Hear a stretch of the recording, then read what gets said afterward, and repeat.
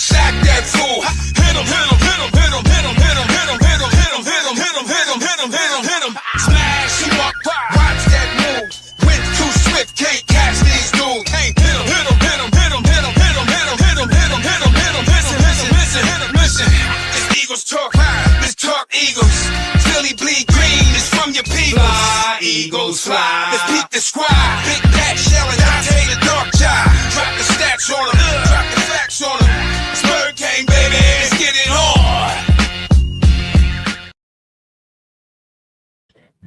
Hey, fam, it's your man Dante the DarkKnight, and welcome to the postseason edition of Eagles Talk.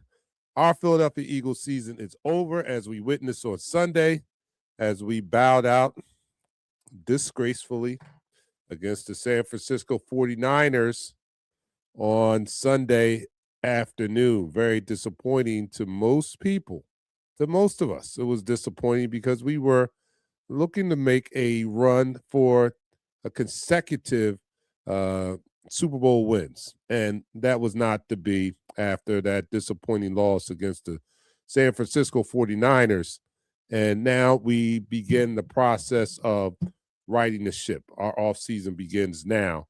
And to be honest with you, I've had some time to digest it, and I probably showed it on the post-game show on Sunday. I'm relieved. And I'm not going to say I'm overjoyed or anything like that, but I'm kind of happy that we're in this spot now. And what spot is that? Meaning that this season is over. This debacle of, watching this offense underperform game after game after game after game is over. We've been put out of our misery. We don't have to see this most expensive offense in the league underperform any longer. And hopefully after this offseason, we won't have to suffer through this next year either, because Kevin Patullo was relieved of his duties on Tuesday, I believe it was. Whatever day it was, he's no longer the OC for the Philadelphia Eagles. And I am one happy person for that. Not happy that the man lost his job. And I know that there are people that call in and talk about the fact that, man, you got to realize that this is a human being and all. Yeah, we understand that. I'm not saying I'm cold-hearted or callous against that, but he's in a profession where losing your job is a part of the profession. So that part I don't have too much remorse. He's making a lot of money, you know what I'm saying, to do a good job. He's living a good life. So, the extra stuff, throwing the eggs at the house, yeah, I'm not a fan of that or anything like that. And I wish the man luck. But I'm glad that he's no longer our OC. And this gives us an opportunity to hire someone who is more suited for the job and suited to run this Ferrari of a offense, or Lamborghini of an offense that we have. Because I thought it was negligence that Howie handed the keys to a first-time driver, so to speak. So we get to begin the process of finding the OC that does fit our expensive offensive unit with all the talent that we have, and we get to run it back next year, because I'm looking at the list of free agents and we're not losing much on the offensive side of the ball. So this is a good time for us. Hold on, I got the Sandlin boys. They look like they're ready. Are you guys ready? All right, they're ready. So let me bring them in. All right, hey guys, how's it going? What's going on? What's going on, DarkKnight? What's up, family? Before I go any further, let me just send my condolences. You guys did an excellent job in laying the rest of your your grandfather, my uncle, Gandy Barksdale. I want to put that out here now on this program, because if anything, this is going to be around forever. This is a digital footprint. So whatever I say about Uncle Gandy is going to be out there forever. And I wanted to say a couple words. My uncle was a great man. He was a great man. He was a good man. And I know, everybody has good men, and you always say great things about people when they pass away. But I truly, truly mean that. Like, I've never seen my uncle do anything out the way. I've never, and I know you guys have a closer relationship with him than I, but I've never even heard my uncle curse. I haven't. I really did. I really haven't. Right. Not only that, but there are things that happen in life that cause ripple effects, right? And then some people don't pay attention to those ripples, but those ripple effects really take on a life of their own. What do I mean by that? My Uncle Andy was the best man to my father in his marriage to my mother. Not only was he the best man, my Uncle Gandhi gave my father the advice of, because I was actually at the wedding, which means that I was born before my parents got married, right? Yeah. So my uncle was the one that advised my dad as he was deciding to marry my mom. He's the one that gave him the advice that really, pushed my dad to make that move. And he said, look, you don't want your son to grow up and call someone else dad. That was it for my dad. That's what put him over, solidified him marrying. And he later told me that he never wanted me to wake up and not know where his father was. And that was all because of the talk that my Uncle Gandhi had with him. So the ripple effect of that was my father married my mom, stayed with my mom forever until he passed away. But it instilled in me, and the reason why I've raised all of my children, and they have never had to wonder where their father is.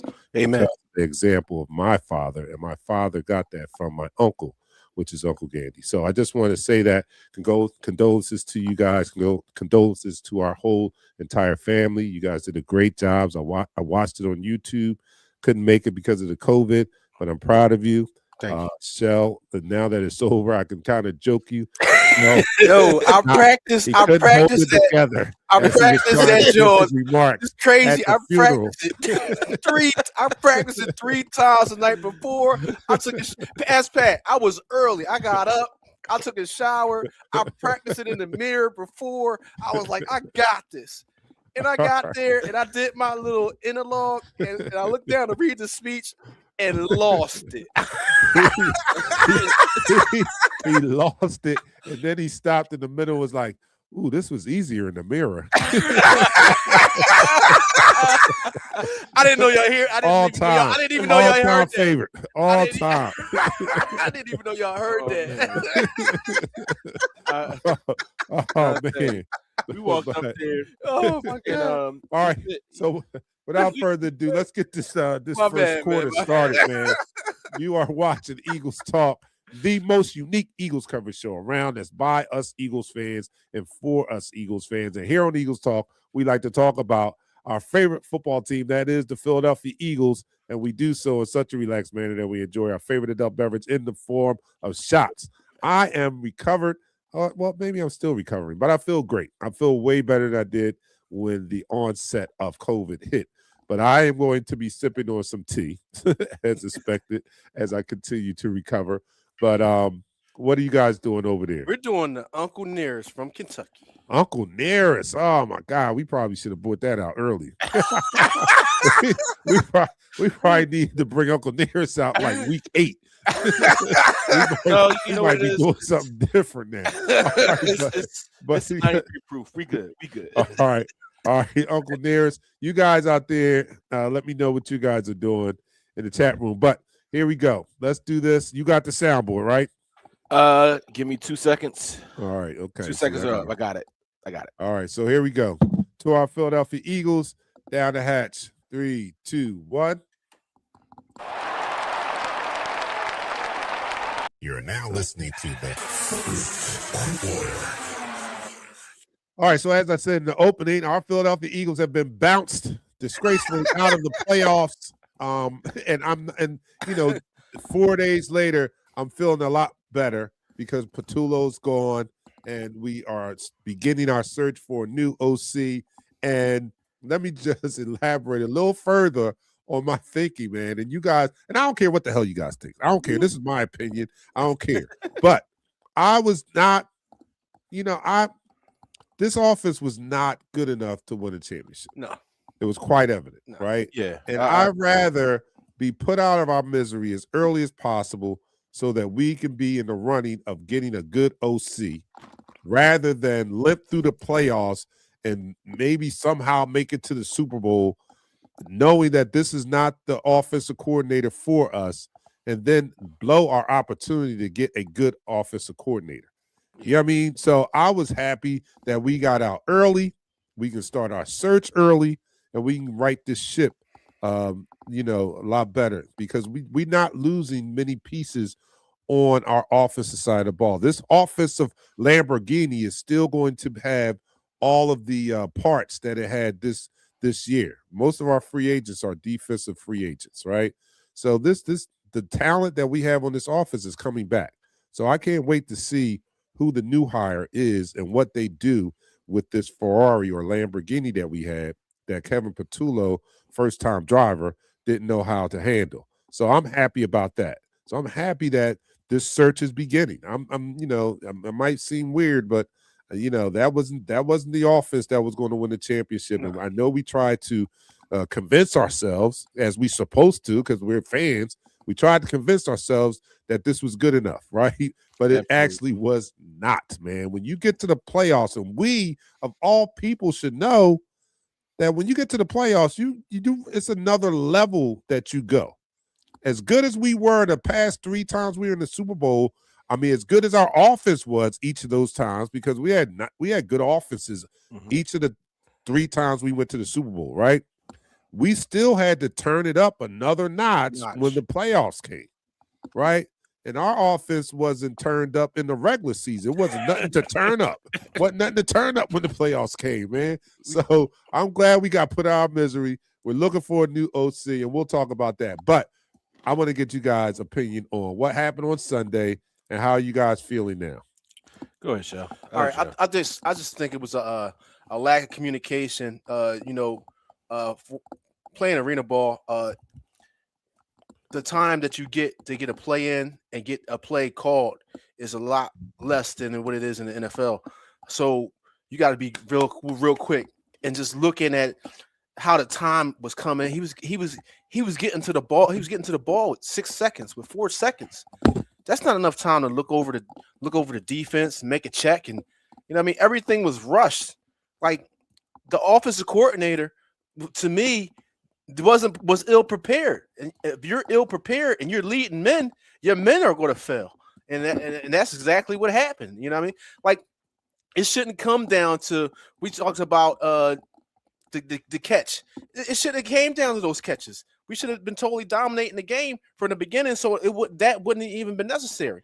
We're not even going to talk about the kick balls. I'm just talking about the lack of communication from the coaching staff to the quarterback, so the quarterback can get his athletes in the proper position to be able to just play football. These guys weren't even in position to play football.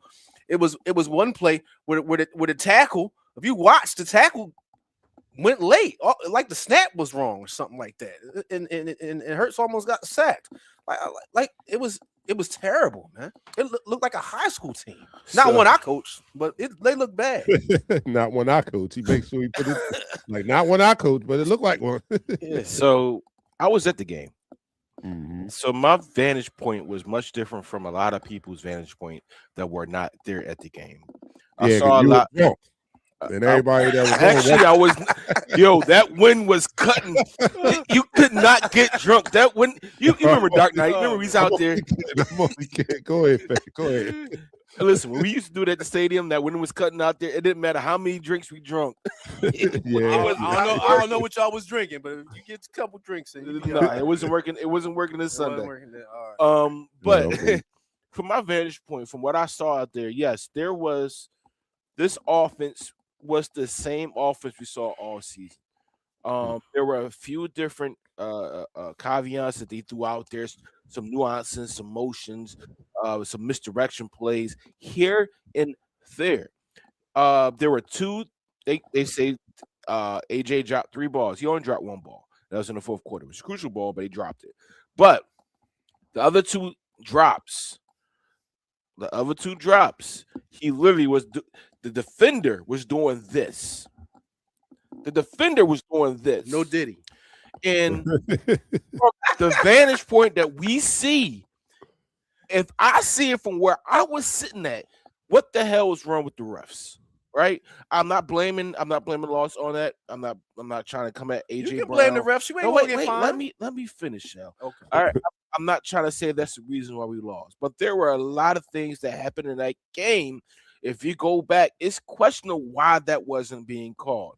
Shoot, one of our defensive ends was about to get to Purdy, and the offensive tackle bear hugged him. Yeah, I saw that. From behind. No, not like this. From behind. Grabbed him from behind. I mean, I listen, I'm not going to blame the refs because we lost that game fair and square. And like you said, DarkKnight, I am very kind of it's a double-edged sword. I am happy that we lost. I'm upset that we lost, but I'm happy at the same time because we're able to get rid of the thing that made our Ferrari look like a Toyota Corolla. All right. Yeah, and that's what it is for me. I'm just relieved that the season is over, so we can fix what ails us, fix what's wrong with this, and I know that not all blame falls on Kevin Patullo. I know there was some execution problems and things of that nature, but to me, from my vantage point, in my opinion, he was the main cause, the main reason, right? Mm-hmm. And now we get a chance to bring in a offensive coordinator and one that has some experience, one that will be vetted, because you have to remember how we hired Kevin Patullo. We won the Super Bowl, and we needed a new offensive coordinator because Kellen Moore had already been hired as the head coach. Well, after you win the Super Bowl, all the great coaching and candidates are off, are gone, right? Try to get jobs.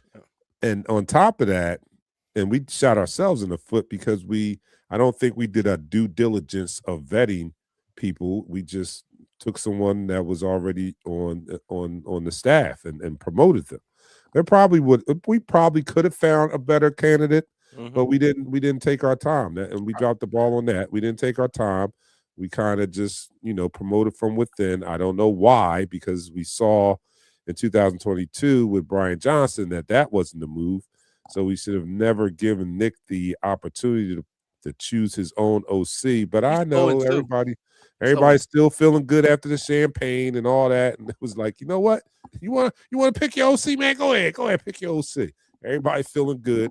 But we found out later that that's not one of Nick's strengths in identifying good play callers. He wasn't a good play caller himself.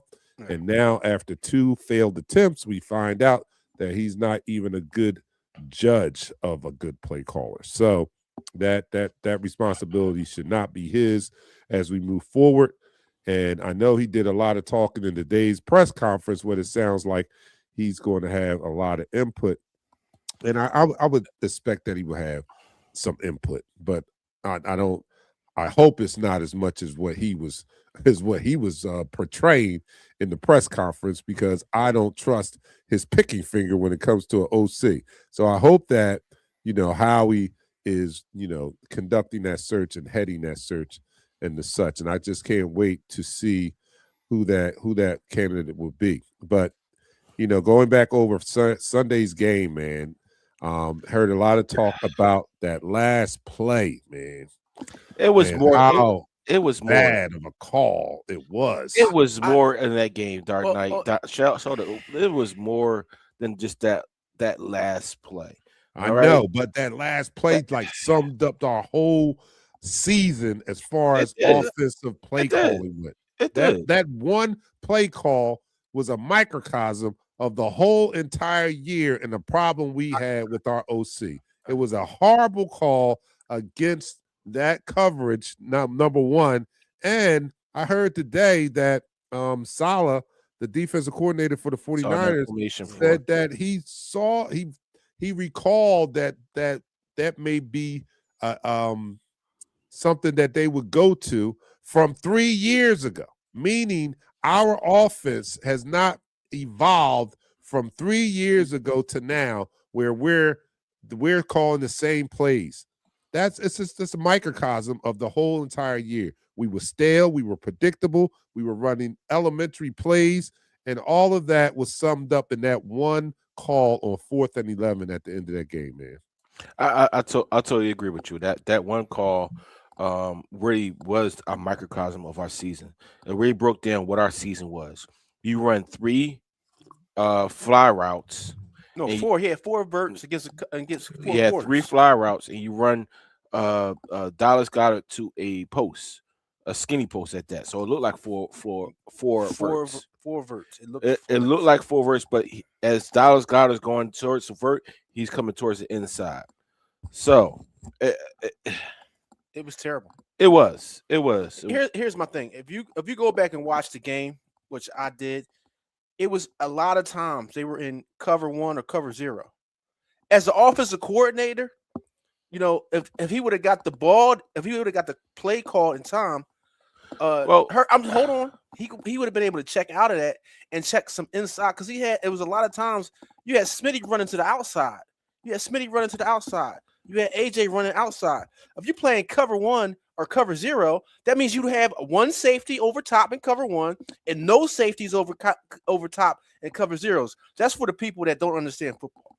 So in that instance, if you have a Smitty or AJ Brown running an inside route, whether it be a slant, a comeback, a dig, some type of inside route against a high safety or no safety, we would have put up at least 10 to 15 extra points just by osmosis.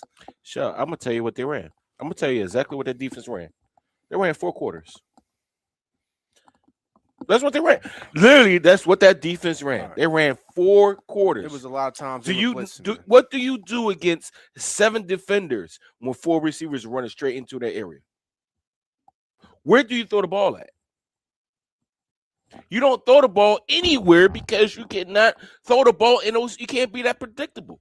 When you're that predictable, you lose games like this. And it's not just this game. It's been the whole doggone season.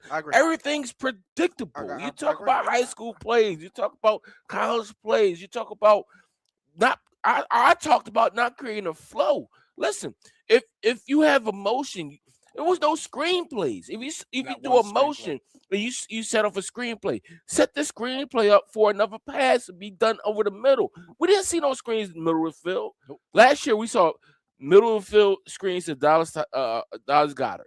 We saw screens to Smitty and sometimes even AJ Brown. A screen to AJ to Saquon Barkley. We didn't have that.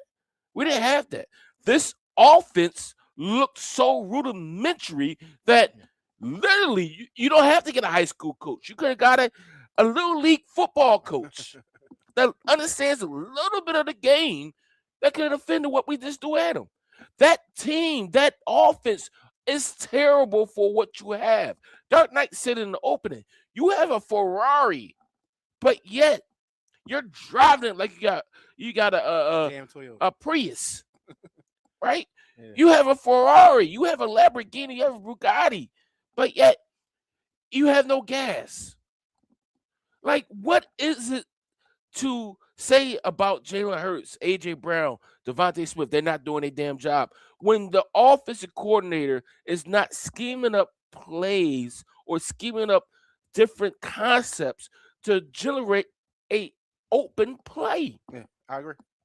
Dude, our crossing route, a 2-tier crossing route, we got us so many yards. Because no way in the world their backup linebackers, Eric Kendricks and Kazir White, they're not covering that right now. A plain Texas route. Just throw a Texas route with the running back. We back. got Texas route by CMC.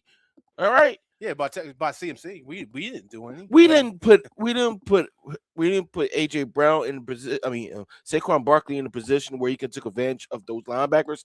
I mean, he had over 100 yards rushing, over 26 carries, but at the same time, your leading receiver was Smitty over eight receptions. I mean, we didn't get after the quarterback like we should have. And I'm gonna be honest with you, Q got embarrassed in the first quarter. Yeah, he did. I mean, he came back with 2 interceptions, and now they said no, we can't test him because you know what, he was lacking. he stepped this game up and showed us why he's all pro. But at the end of the day, the offense has to produce something. The offense needs to do something better than what they had. And I'm so ecstatic that we got rid of Kevin Patullo. Now, he might not be fired from the organization from what I hear. He might still be part of the organization, but for the actual offensive coordinator, that will not happen. I'm going to get to some comments as we wait for DarkKnight to come back. Let me go to the first in the room. I don't know if he did this already, but the first in the room was Sean Pickney. Put up the drinking signal. Yes, we're going to be drinking a lot. Time for the second shot. Almost, yeah. It's almost time for the second shot. Abe from YouTube said, "Oh my good, hi." Gary Pfeiffer, let's regroup and get this ship on the right sail. JT, Jeremy Hampshire Smith, another OC. Now I have to deal with Manders fans talking ish again. Don't worry about it, Jay. We all right. It's all right. Let me get to some more current comments. What up, Whit? We gotta get Whitney on the show. I'm gonna tell you this right now. Whitney, she knows our football. Okay. Just like Nichelle, she knows our football. She said not one. We was talking about our offensive plays. Jeremiah Andrews said on a play we need your best play is to run 4 vertical routes. Hey guys, I have a family emergency that I have to tend to. So you guys carry on. Keep up. Talk about the potential candidates that are out there. Please tell me what you guys or who you guys, and that includes you guys that's in the chat room also. Okay. Let me know what candidate you would like to see as the next OC. I have and then I have a question also. Do you want the best offensive mind, or do you want an OC that can directly cater his style to Jalen Hurts? Best. I want the best. We need the best. I want the best. I want somebody. Right. Well, discuss that, and let the I want you guys in the chat room also to give me your opinion on that, and who you want to see in that role. Definitely. Yeah, unfortunately, it's not anything that's life threatening or anything like that. So don't worry about that. But I do have a family emergency I have to tend to. So I'll talk to you guys soon. Enjoy the rest of the show, man. Sandlin, you're in the great hands of the Sandlin boys. All right. Here we go. You're gonna be drinking a lot because you about to drink. All right, DarkKnight, we give you a call after. I'll be listening. All right. Hey, with that being said, you heard what DarkKnight said. Do you want a coordinator that's going to be, somebody that's going to be there, or do you want the absolute best offense coordinator? We're gonna talk about that in the next quarter. Okay. Let me end this quarter. And that's the end of the quarter. You are watching Eagles Talk by Eagles fans for Eagles fans. As we sit here and we are upset, let me get my single shot on here. There we go, my single there.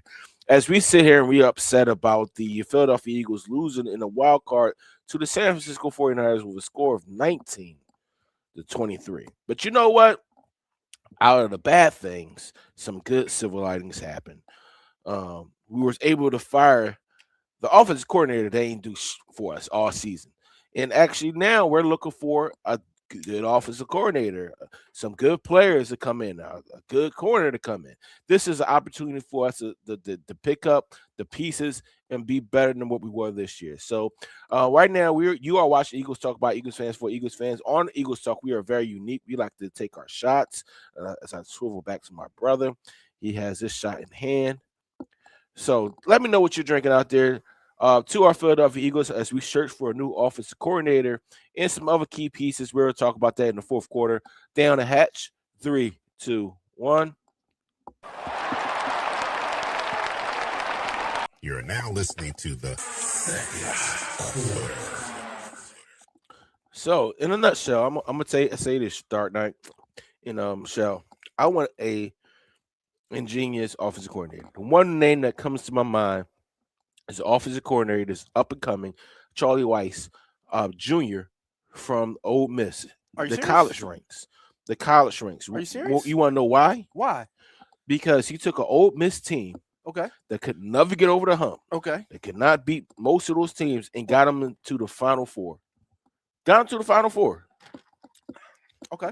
So if he's able to take somebody like a, what is it, Trimbo, who's the other quarterback? Who's the quarterback for the Jason Dark, and make them Jason look Dark was nice. and make them look outstanding. Get and make that offense dynamic with the players that they have. I believe he can come here and make this offense, make this offense move with the key pieces that we have. I mean, he comes from good lineage. His father is Charlie Weiss. Yeah. He was the offensive coordinator for the freaking Patriots when Tom Brady was there. So he has that in his pocket. We need some new blood. I know everybody's saying Mike McDonald and McDaniel. Well, that was my choice. My choice from Miami. My choice would be McDaniels. The reason I would pick McDaniels is because two particular reasons. Right. One, he's always been able to put points up on the board. He's always took athletes and put them in the best position. Number two is he always took his athletes and put it in the best position to be successful. That's the reason Miami can't keep anybody, is because he gets guys to be so successful and their numbers are so crazy that when they go to other teams, they get the big money, but they don't have the same numbers.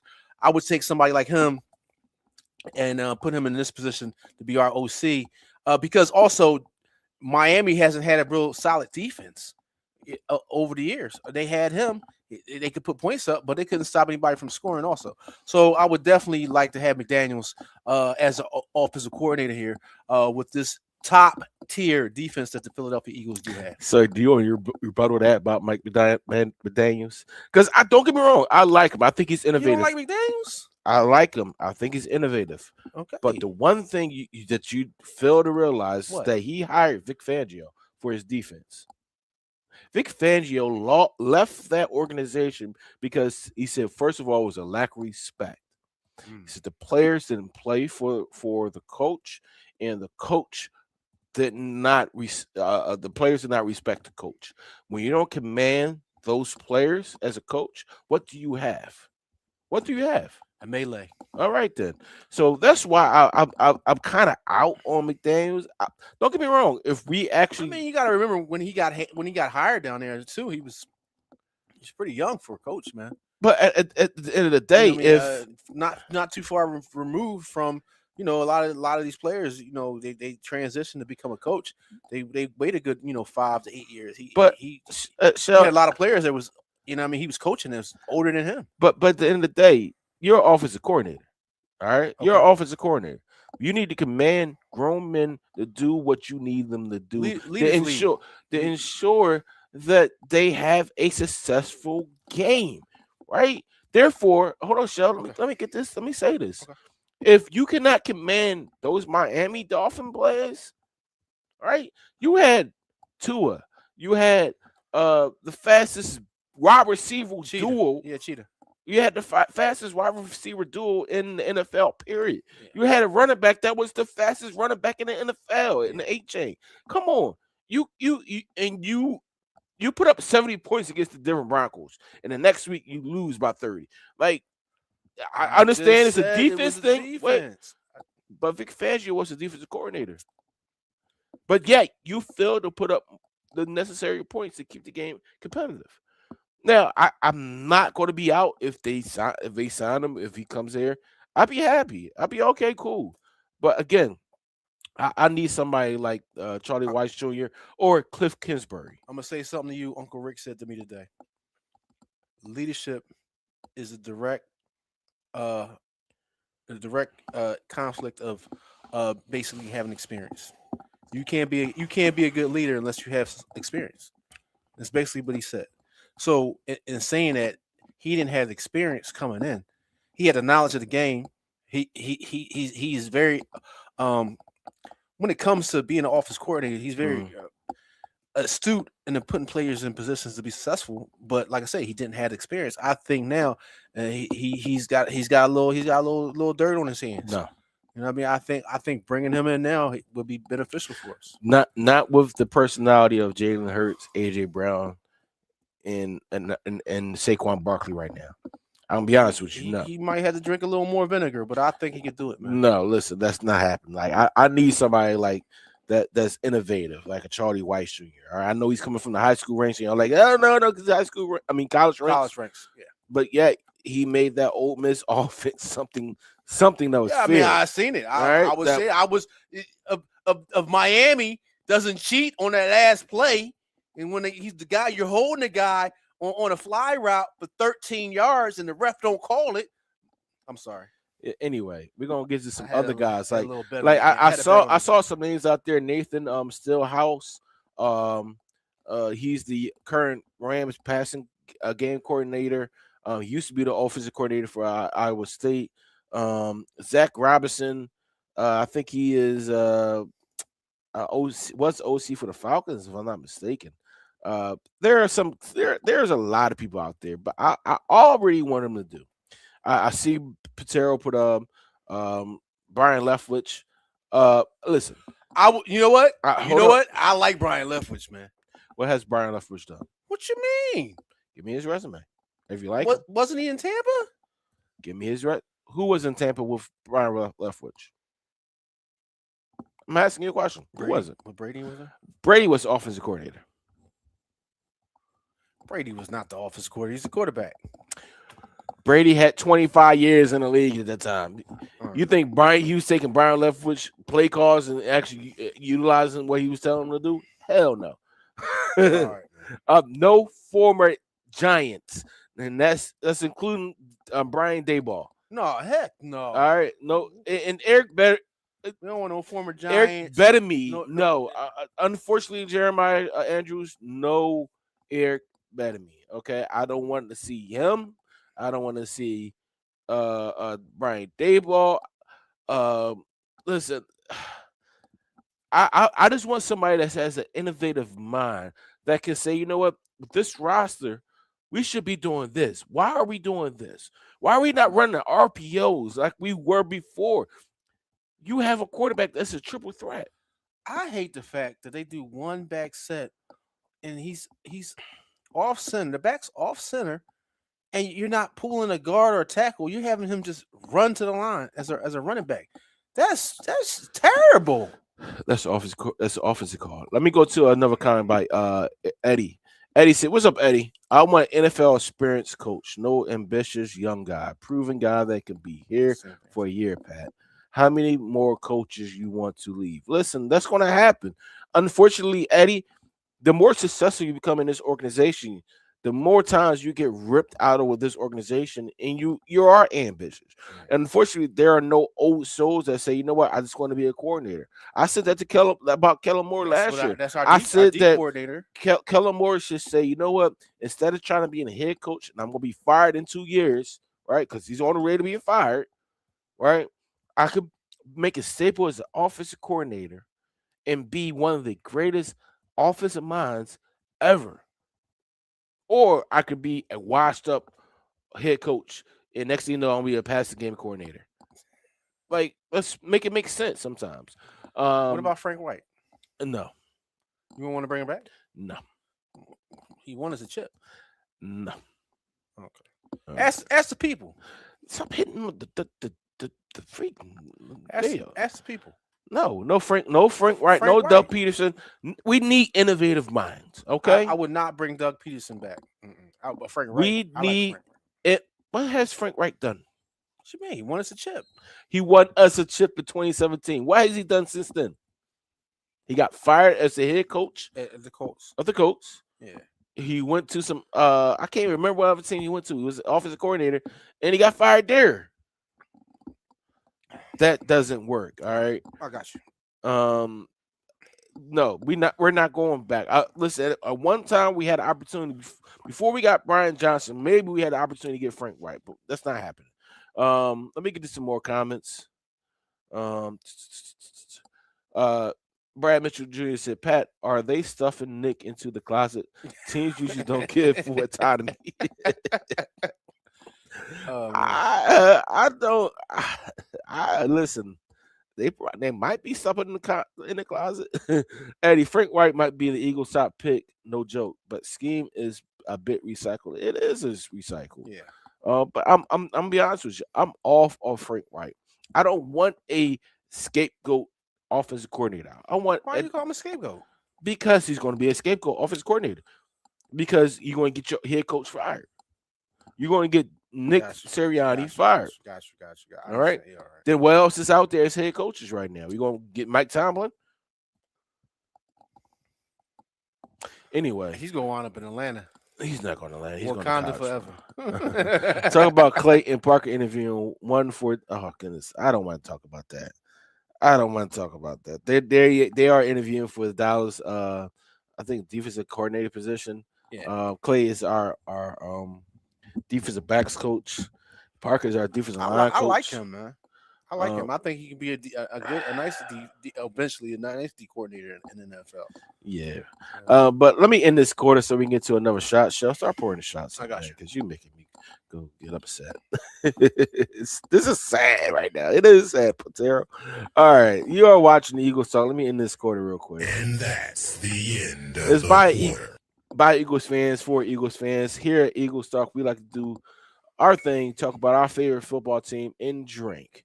When you drink, whatever adult beverage you drink is an adult beverage. So if you drink soda, wine, liquor, beer, flavored water, as long as it's not just regular water, it's an adult beverage. Do it responsibly. And as we get into this third quarter, we're going to talk about some free agents that's here. Who should we bring back? Who should we let continue to walk? And I'm actually looking forward to the draft. So for our Philadelphia Eagles, down the hatch, let me know what you're drinking out there. 3, 2, 1. You're now listening to the third quarter. Ooh, it's pouring all the way up to the brim. Yeah, that nearest sneaks up on you, man. That's not the one though, but it's okay. I don't like the 1884. I'll be honest with you. I'm more of the 1856 guy. That's why I got a cup of wine right now. Anyway, Jeremiah Andrews said, don't dismiss some of the college offensive coordinators. I just talked about one, Charlie Weiss Jr. I really believe he should be our next guy. And they did, the Eagles, now that I just read about it, they did inquire about him. So there is a quite possibility that they may actually go in that direction. Let me get to some other comments. My wife said, currently wine drunk. Hey, drink some water. Tara said, Parker is a DB coach and Clay is a special teams coordinator. You're right. Listen, I've been drinking, man. All right. AJ is going to get traded. He's not going to get traded. No, they're not going to trade him. I had the numbers up here. It is not impossible to trade AJ Brown, but it is one of the worst. We gotta get Jeffrey Jefferson. No, it is one of the worst decisions for this team to trade him because of what the cap ramifications will be. It will be worse than I believe they say Carson Wentz. I don't want that right now. You don't like Jefferson? No, he doesn't fit this offense. You don't think? All right, no, he doesn't fit this offense. If Howie and Eagles select Scott Lofor, oh God, don't do that. Is he already on his staff? No. They going $16 million after June 1st. I think it's somewhere in the range of $30 million dead cap space. I'll look it up. Give me a moment. I'm gonna let Shell talk in a second as I go through these unrestricted free agents. And I'll pull up the information for AJ Brown. But I'm keeping him. It's better to have him than not have him. All right. I'd rather have AJ Brown being a headache than not having him and realizing that we need a secondary receiver. I don't know. Maybe we should try to, do what we can do. So not in this season. So next season we can go after Jeremiah. You got to be in the top 5. Jeremiah Smith. You got to be in the top 5. So that means you got to be 2-10, 2-17. Man, look, no. So shut up. I wouldn't mind. Stop it. I wouldn't mind. Stop it. I wouldn't mind sitting everybody. All right, I can't have Shelman talk. I cannot have Shelman talk. I'm sit sorry. Everybody down for 1 year so we get Jeremiah Smith, the best. They call him the best football player in college sports in 10 years. All right, so let me tell you real quick. Potential dead cap hit if you were to trade him, $31 million. That's not happening. Yeah, that's a lot of money. That's not happening. All right, That's a lot of 31 million. He is owed a lot of money. But he is not going to get traded. At least not this year. Maybe after 2027, because it falls to $22 million. Are they going to keep Jordan? Who? All right, so let me go to the unrestricted free agents real quick. Let me pull them up real quick for you. I wish I could put them on the screen. Actually, I will actually write them up for you real quick. So Shell wants to get Jeremiah Smith. Yes, that makes absolutely no he's sense. a generational type receiver. That's what they said about Marvin Harrison Jr. He's like Terrell Owens on steroids. That's what they said about Jeremiah Trotter. Who else? Do you want me to talk about some other players? What you mean, Jeremiah Trotter's play? They need to play him more often. He had 12 tackles in that game. That didn't matter. He had 12 tackles in that playing one game. third stringers. All right, man. All right, so I love my brother. You don't understand. I really do love my brother, but sometimes Shell is on a warpath that makes absolutely no sense. All right, what are you talking about? You make no sense in the grand scheme of things when it's talking about how we are. Because football is an emotional game. You gotta make decisions emotionally. You know what I mean? Like I said, when we drafted Hurts, everybody's like all sad. And I said then, and you can go to the tape. I said he is going to be the Kobe Bryant of football. And look at him. He's took us to the Super Bowl twice and won once. He's done more in his franchise since he's been here than Vic, than Randall. Who are you talking about? I'm talking about Hurts. You gotta be emotional. Zach Ertz? Talking about Hurts. You mean Carson Wentz? What you talking about? You said Zach Ertz. I said Hurts. I said Hurts. Okay. I said our quarterback Hurts. What are you talking about? I said I called him the Kobe Bryant of football. I saw his work ethic when he was at Alabama, when he was at Oklahoma. The guy would play in the game and then go to the weight room afterwards. That's special, man. You gotta be special to do that. Everybody can't do that. Okay, everybody can't do that. People don't understand. Like the play an NFL level game, to play a collegiate game on Division I football level and win or lose, and then have the mindset to say, I didn't do exactly what I needed to do. Let me go watch film and then work out right after the game or as soon as we get back to the facility. That's a special type of athlete, man. That's a Kobe Bryant mindset. Anyway, so I love the zeal my brother has for I love the zeal my brother has for AJ Brown. I mean, Jalen Hurts. I am not going to talk anything bad about Jalen Hurts because you know he's our quarterback, and I look forward to the opportunity he gives to us to bring more championships to this team. But with that being said, I'm not going to speak on that until we see all the transactions, especially when it comes to the offensive coordinator. Why is it so hard to defend our quarterback? And they talk about Allen like in Buffalo, like he's a god, and he hasn't done half the stuff that our quarterback has done. Anyway, so back to me concentrating. Let me pull up what I needed to pull up. These are the unrestricted free agents for our 2026 season, courtesy of the Eagles group, Eagles Jail. Reed Blankenship. I need everybody to know. I'm gonna go through one by one. Does Reed Blankenship stay?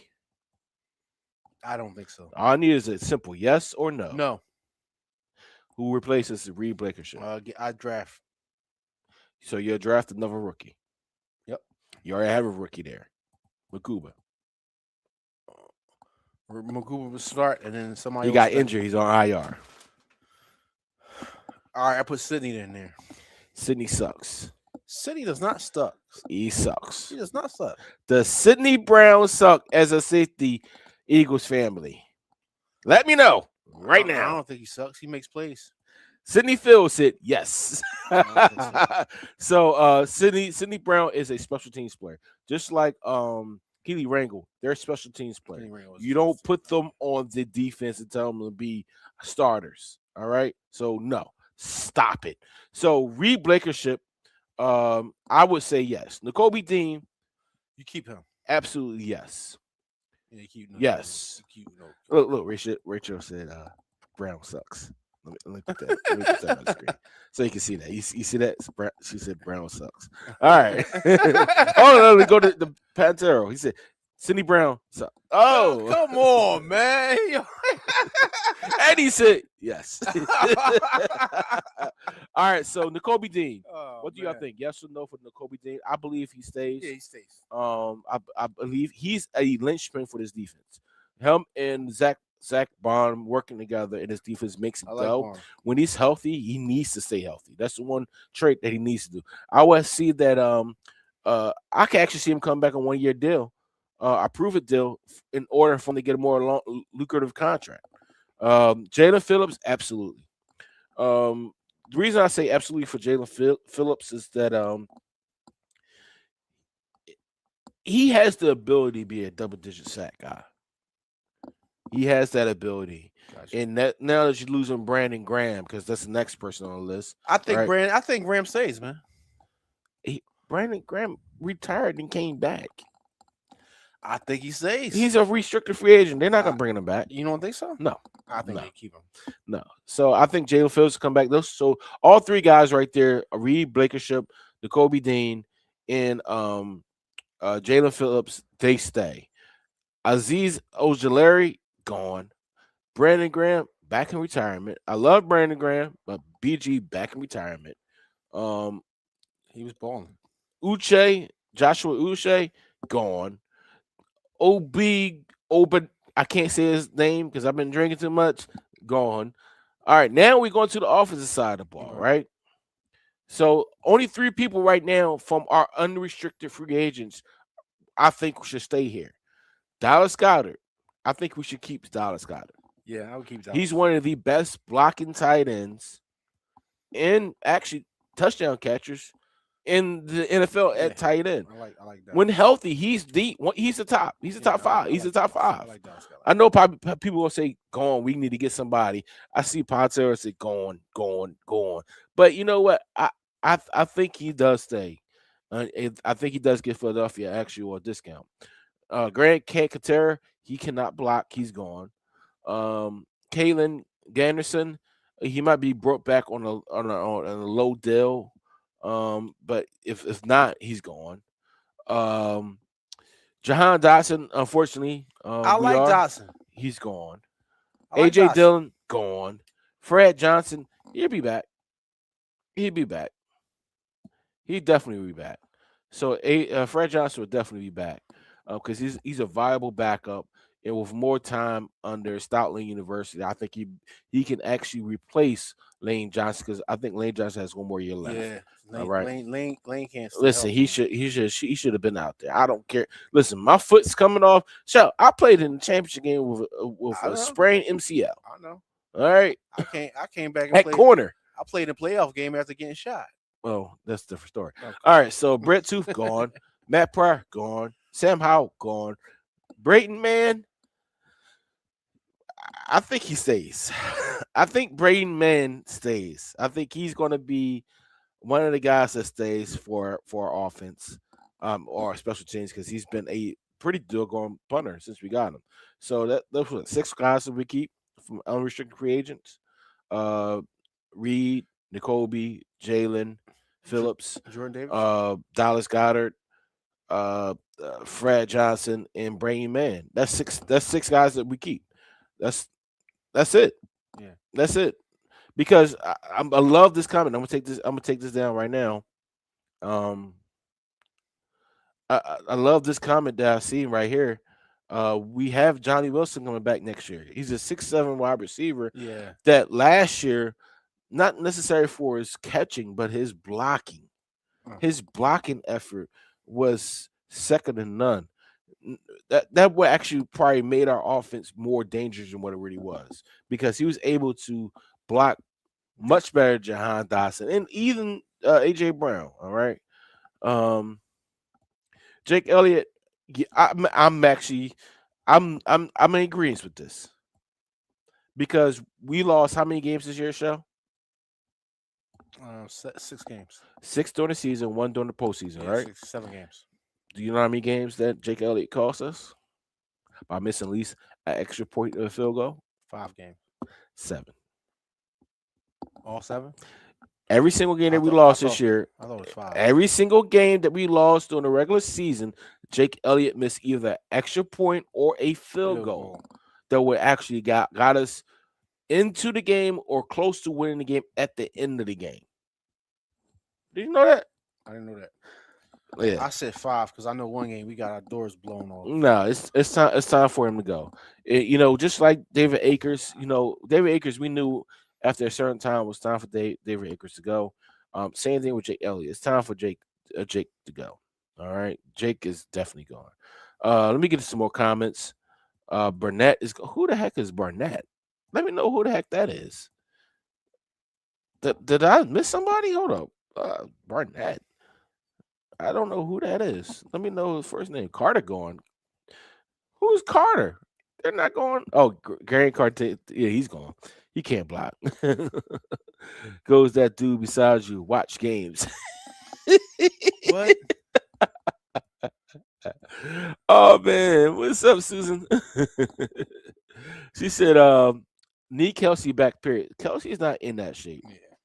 Kelsey's in media shape. Yeah, right? Kelsey's drinking beer. Yeah, he's not playing football. He's not. He can't. Nah. But I do believe we bring back Dallas Goedert. I believe he is a viable tight end. I like Dotson. I like Dotson. I don't think he got enough opportunities. Did you watch how he played when he was with the Cobra Commanders? The who? The Cobra Commanders. The hell? The Washington Commanders, man. I didn't want to say their full name.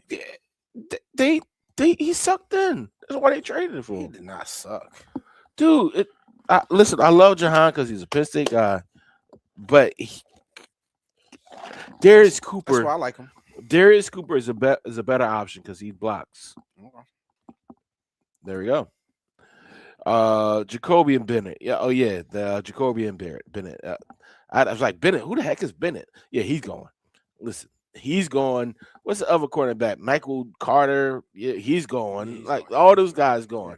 All right, we need to draft some guys, and I can't wait till we have a draft show to talk about these up and comers that we should be drafting. The combine is coming.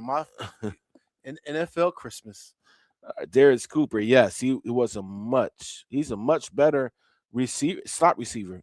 Not because he's fast. He's not faster than Jahan. Jahan Dawson does have a special gift. All right.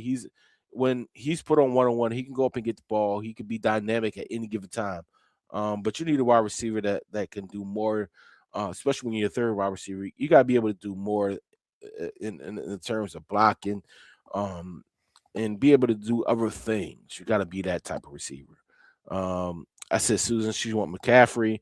Said Luke McCaffrey, who with the Redskins, with the Commanders. I think that's what you're talking about. Yeah. Patullo said Lane Johnson must be tired. On that note, let's get ready for the fourth quarter as we get ready to take our fourth shot. Here, Shaw, you pour. Don't pour me heavy, man. You just alcoholic.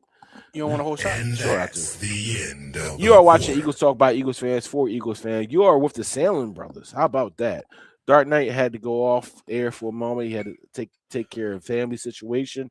Nichelle, I know she'll be on right now, but she has to take care of her situations that she has to take care of because she is a boss and she has a lot of things she has on her plate. But we look forward to getting the gang back next season. And maybe doing some more in-person shows. But that's next season. But you are watching Eagles Talk by Eagles fans for Eagles fans. Here at Eagles Talk, we like to do one good thing. We like to talk about our favorite football team and drink some of our favorite liquors or drinks. Right now, we're doing the Uncle Nearest 1884. I'm not a big fan of the 1884. More or less, I like the 1856. But this is smooth. I can get jiggy with this. All right, I appreciate you. That's getting you drunk. I'm going back to go play pool. What you talking about? Susan, I'm about to go play pool. So down the hatch to our Philadelphia Eagles. Let me know what you're drinking out there. 3, 2, 1. You're now listening to the fourth. All right. So my question is to the people out there, out of all the offensive coordinators that are available on the collegiate level and on the pro level that are currently available that don't have any opportunities yet, as of yet, who do you think would be best for this position? Like I said prior, I formally said that I believe Daniels would probably be the best coordinator. McDaniels. Shelman, we already talked about this already. I know. I'm just reiterating. Why we got to reiterate? Okay. You're drunk. No, I'm not. There you go. You're drunk. My brother is drunk. I love my brother. I miss my brother. I'm gonna be honest with you. I haven't really seen my brother in like 6 months. Appreciate you, man. So I miss my brother. So I'm busting his balls all the time. I know is Lincoln Riley's out there. Listen, I'm gonna tell you right now. I want Charlie Weiss Jr. I don't care that he has no experience on the NFL level, but I believe he could be something special with our Philadelphia Eagles. Lincoln Riley, what is Lincoln Riley doing right now? Patero, let me look for you. I'm gonna make sure that he's not with a team because we do need an offensive coordinator that's willing to be a offensive coordinator. I mean, he's with USC. He's not going nowhere. Yeah, he's not coming here. Listen, if I'm a USC offensive coordinator, I ain't going nowhere either. Hey, I'm out of the sun. And never rains in Southern California. No, Eddie. What? No, What? Eddie Stefanski. If Malcolm does not take an NY job, no. Didn't Malcolm go to New York with Harbaugh? I thought that already happened. He ain't going nowhere yet. Harbaugh's still in negotiation. They locked Harbaugh, and we got to New York. They locked him in the building and cut off all the planes going back to Baltimore. Goodness gracious! They said you can't leave here, my man. You can't. You are not going nowhere. So I just want to say this about our Philadelphia Eagles. We had a lot of ups and downs this year, and if you look at our records going forward. You know, Nick Sirianni's have had a winning team since the time he stepped forth here. His first season was 9-8. His second season, I think he was 12-5, 12-4. His next season, he was 11-6, and they lost in the wild card. Next year, they went to Super Bowl. Next year they were 12-5. They won a Super Bowl. Yeah, this year they went 11-6. I think this is all under. I'm talking about all under Jalen Hurts. Okay. So I see the pattern here. And yeah, he is going to the Giants. That's why I thought. I thought he's following the Harbaugh to the Giants. That isn't white. Susan, what? What's going on? What I missed? Oh man, I've been drinking too much. I can't wait to go Susan Bar. Oh man. This team had its ups and downs. We had a lot of things going on in this team. A lot of good things that came out of it, some bad things. Tank Bixby and I like Tank. And Saquon Barkley, that duel in the future. I like Tank. That duel in the future can be a dynamic running back duel. Look, all right. You know, everybody knows I'm an old school punch a guy in the face type of football player, type of coach. I like Tank. Tank's not trying to make no moves. He's not trying to get no shake and bake. Mm-hmm. He's trying to right through your chest right now. That's the kind of football player I like. I like somebody that's gonna be violent right now. They're not trying to be pretty about it because all the pretty dudes do pretty things. I'm a football player. I'm not doing nothing pretty. I'm trying to punch you in your face right now and get this first down. And I like Tank, man. I like Tank. So we do like Tank because he gets up. He goes north or south. Yeah, he goes to north. Or south. I like Tank. Tank's my type of. I see Tank in the bar. I'm buying him a beer. I like Tank. I'm not buying you a beer yet, Tank. Listen, I appreciate you for doing what you did with this season, but I'm not buying you. I'm not buying your beer yet. There is a fullback that the Eagles signed, Carson Still, who is a fullback for the Kansas City Chiefs that the Eagles signed for a futures contract. So we will be going to a fullback driven offense, but depending on the offensive coordinator. Listen, I got you. I understand. There's a tight end in the college ranks. I forget his name, Sadiq. Sadiq, I think his name is. He's a tight end for Oregon. He's not a big guy by any stretch of the imagination as far as corner as tight end should be. He's 6'4". He's more like the hybrid type tight end, 6'3", 6'4". But I think they could draft him early, and there's some potential corners that we can draft. Yes, Quest Watkins was signed to a future deal. That's crazy that he was on his team this year. You need to drop him because we didn't have him on team last year and he won Super Bowl. So I stop. Let me stop. I don't do that because he's part of the Eagles now. But there are a lot of different players I'm watching, especially in this college football playoff that I didn't get an opportunity. That's why the combine is so important. Well, the combine is not really that important compared to what you put on tape. What you put on tape is more important than what you go out there and do at the combine. If you fast, I need to know you fast. Right. I need to know how you look in your underwear so you can go out and pause. So you can go out here and make some plays. But you don't make plays in your underwear. You make plays with pads on. All right. Right? You could be a 4.6 on in your draws. I mean, wait. You talk. Okay. Let me. You're talking about Jerry Rice. You're talking. No. Let me. And Deion Sanders had a problem. Kevin. Let me finish. Go ahead. You could go on the track and run a 4.6. Okay. Right, but you get on your field, you ran a 4.3 on the field with pads. Okay. It's a difference between football speed and track speed. All right. If there's a big difference. Will you have I been 20 right? pounds? Have I been right? No. Since this show. No. About guys and their combines. Not every guy. Nope. Okay. Not every guy. Nope. Okay. What did I say about Metcalf? What has Metcalf done lately? What have I said? I said about AJ Brown, and you didn't say nothing about AJ Brown. We wound up getting him anyway. Coming out of you Mississippi. You didn't say nothing about AJ. Coming out of Mississippi. We not. What, all right. Why are we talking about this now? What? You're drunk. I'm talking about the combine, and you saying we're not talking about combine. I said I look forward to finish watching this. The college football playoffs because I saw some players, I saw some things I need to go back and rewind and look at them for the NFL combine. And you start talking about your old pipe dreams. Like I don't need to hear that right now. All right, that's in the past. AJ, unfortunately, Suzanne, not unfortunately, but fortunately, AJ Brown will be back here next year. To everybody's chagrin, he will be back here next year. Because we're not paying $31 million in dead cap space. All right. When we only have about $25 million in available 22.6. So we're not going to do that. That's not happening.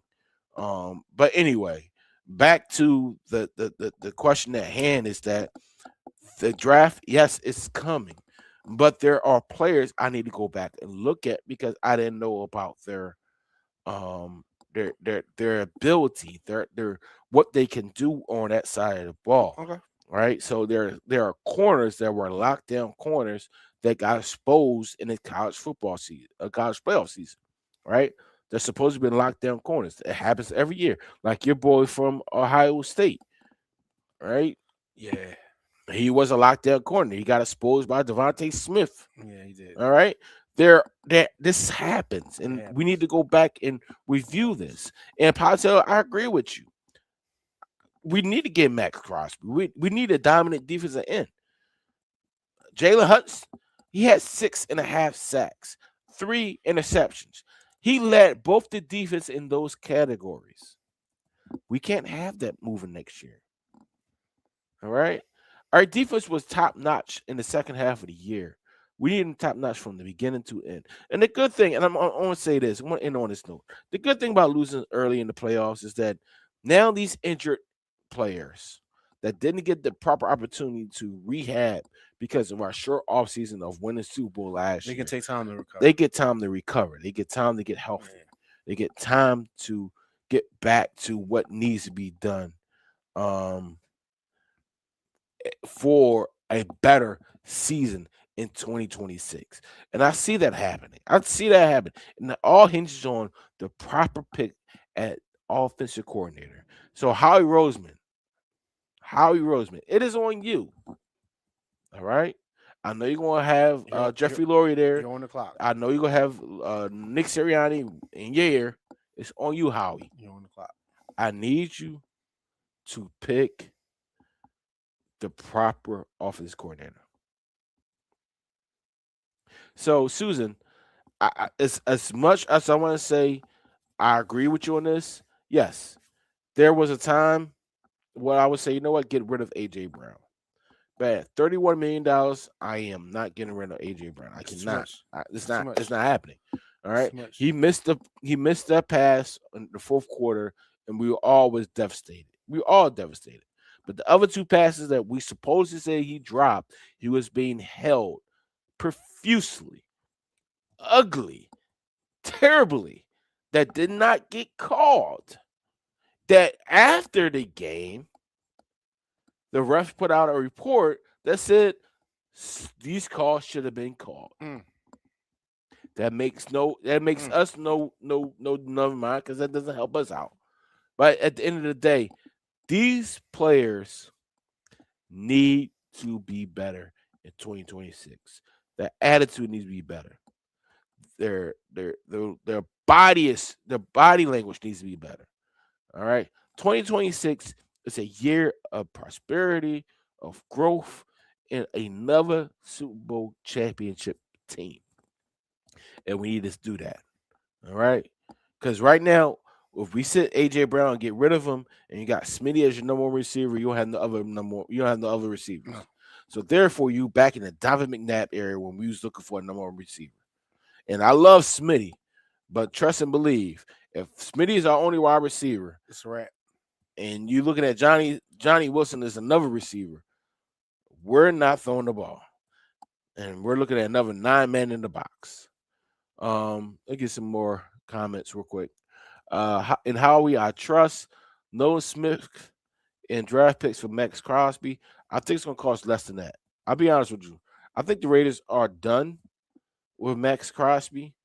I think Max Crosby is done with the Raiders. The way they set him down the last game of the season, then put him on the IR, I don't see him coming back to that team. And don't be surprised if our number one draft pick is traded to the Cleveland Browns for the SEC champion. So, Jackie, I'm gonna tell you right now, those 77,000 plus fans inside the stadium saw it, because you know why they saw it in the stadium. They put the replay on the big screen and they paused it when the ball was in the air. They paused it and said pass. Yo, I gotta give it to the stadium people. They made sure that the refs are ass. Yeah. Pantel said Jalen Hurts needs to get back in the lab. Bad Boys is enough to break out of this less a hold. The offensive tackle kid from Alabama. Yes, we need some offensive linemen. Yeah. I'll tell you right now, Tyler Steen is ass. He's ass. All right. He's ass. He needs to be gone. All right, y'all. It's TJ Watt. No, he's not leaving Pittsburgh. I'm gonna tell you right now. No, that's not happening. TJ Watt, and they gave him big money last year anyway. He's not. They gave him big money last year. He ain't going nowhere. He's not going nowhere. So whew, it's been a while. I was pissed off. I was extremely pissed off this season. I was trying to hold up hope that this team would change their stripes. But when you see somebody that develops those certain traits early on, they don't change their stripes. All right. The offense was atrocious. All right. The offense was terrible from the preseason on. And it was reported from the reporters from WIP. They was talking about how bad the offense looked during the preseason. And now they're still saying there's when they say that during the preseason. In last year, they didn't say that. Last year, they say, "Oh, Jim didn't throw an interception for blah blah blah blah blah blah," and he finally threw one interception the whole preseason. That means the practices. You knew something special was brewing with that team last year. This year was a totally different monster, and this year is over. And thank goodness this year is over.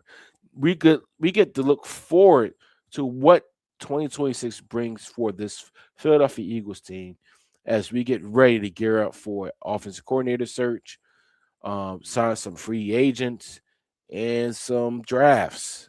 I look forward to the what I don't know when the next time we're going to be on. My brother is on Instagram. I love my brother.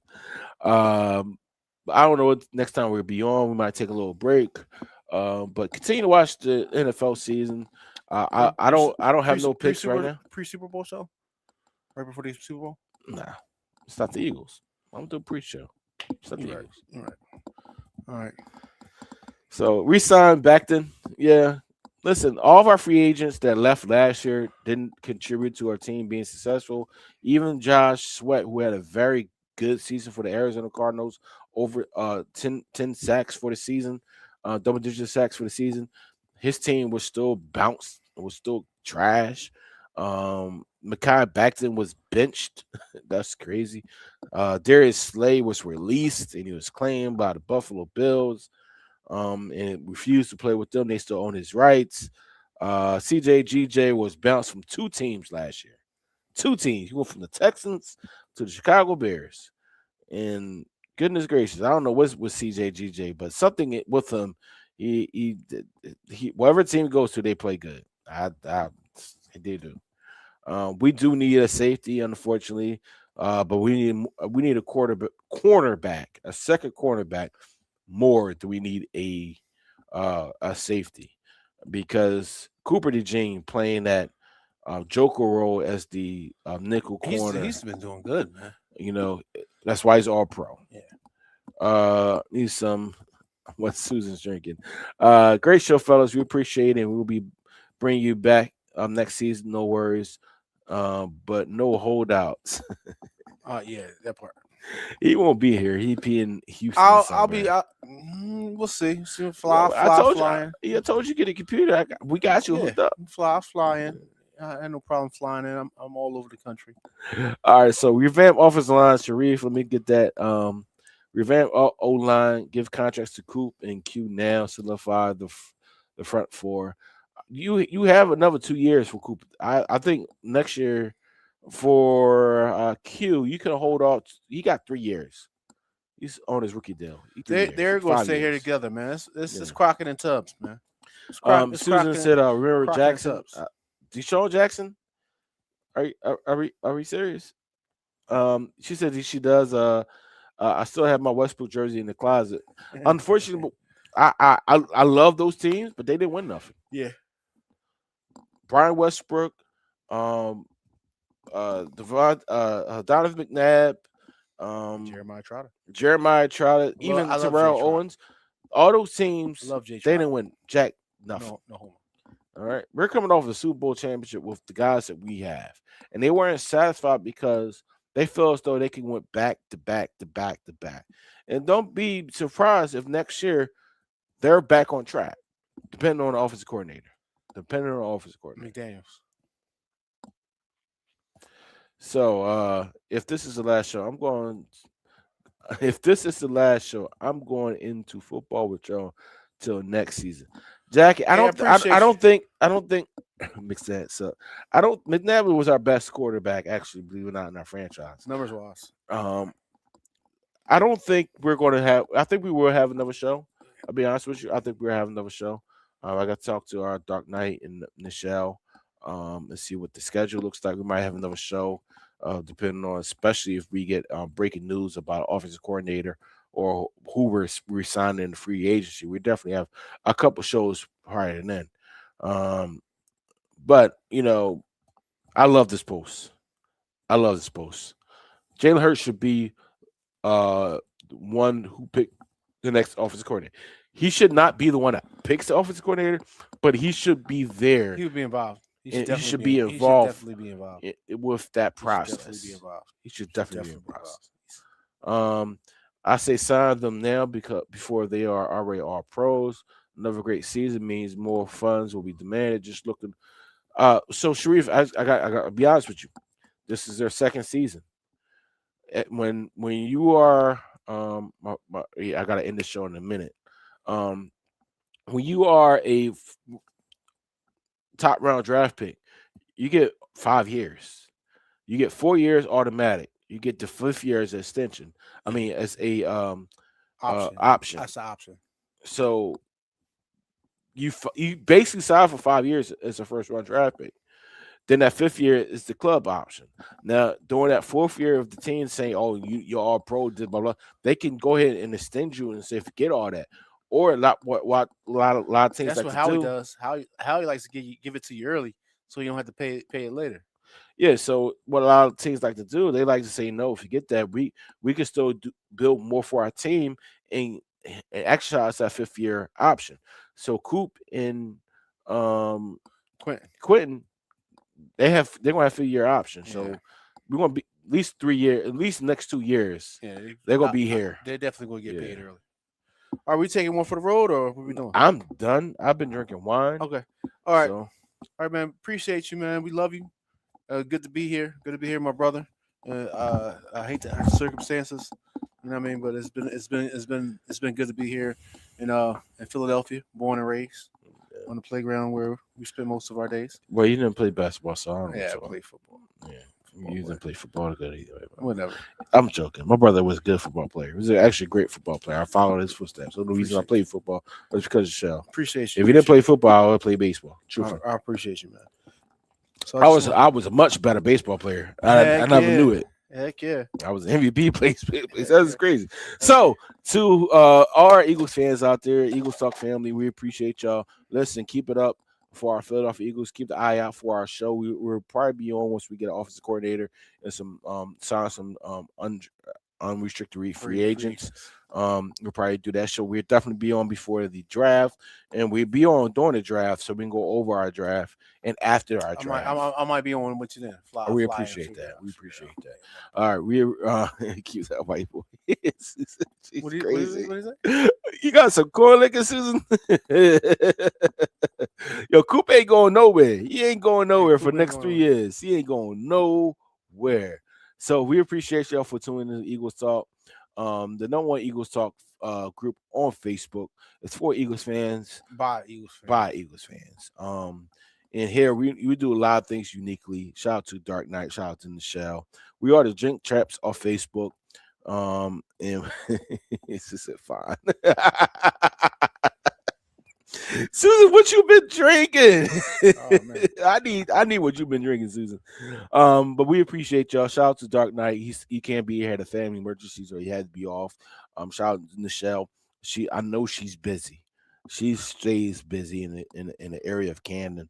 She has a lot going on over there. So shout out to her for doing big things. Shout out to my brother, as he's here for my grandfather who passed away recently, for his funeral. But our grandfather, Gandy Barksdale, was a tremendous individual. Yeah. As DarkKnight said in the beginning. And you know what? We appreciate everybody that send their condolences out to us and stuff of that nature. Condolences, flowers, cards. We just say thank you to everybody. He lived 94. He had 94 great summers. 94 summers. Yeah. So to you, to us, Happy New Year and all this other jazz. Make 2026 be great, not only to us, but to you, but into our Philadelphia Eagles as we search for a new offensive coordinator. We appreciate y'all for tuning in. We see you next time. Keep out on the lookout for us. And we're going. Peace. Peace. go live in 5, 4, 3, 2. Smash him up, crack that fool.